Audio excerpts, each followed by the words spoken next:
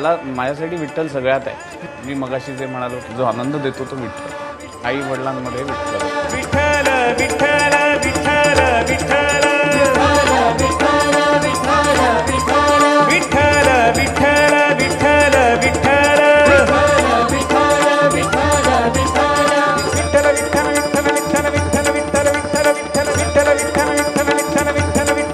Vitthal Vitthala